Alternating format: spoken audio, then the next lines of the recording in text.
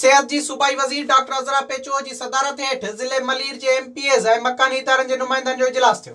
इजलास में सूबाई वज़ीर हेड्स जी ख़राब कारकर्दगी ते सख़्त नाराज़गी जो इज़हार कंदे सेक्रेटरी हेल्थ ऐं CEO हेड्स खे शोकाज़ जारी करण जी हिदायत कई। उन मौके ते इजलास खे ख़िताब कंदे डॉक्टर अज़रा पेचुअ चयो त ज़िले मलीर जी अवाम खे बेहतर सेहत जूं सहूलतूं मुहैया करणु असांजी ज़िम्मेवारी आहे। उन सिलसिले में कंहिं बि शख़्स, इदारे या कंहिं NGOs जी कोताही खे बर्दाश्त न कयो वेंदो। हुन चयो त पाकिस्तान स्टील मिल 100 बिस्तरनि जी अस्पताल जूं सिंध हुकूमत सां ॻाल्हियूं हली रहियूं आहिनि। जल्द मुआहिदो थींदो जंहिं तहत सिविल अस्पताल जहिड़ियूं सहूलतूं ॾेई अस्पताल खे अवाम लाइ खोलियो वेंदो। इजलास में सूबाई वज़ीर Murtaza Baloch, MPA Sajid Jokhio, MPA Raja Razzaq, MPA Saleem Baloch, MPA Shaheena Sher Ali, additional secretary health, chairman जिला council Salman Abdullah Murad, chairman DMC Malir Jan Mohammad Baloch, DHO Malir doctor Ahmed Ali Memon ऐं ॿियनि शिरकत कई। विज़िट कयो अवामी आवाज़ मीडिया ग्रुप जी वेबसाइट awamiawaz.pk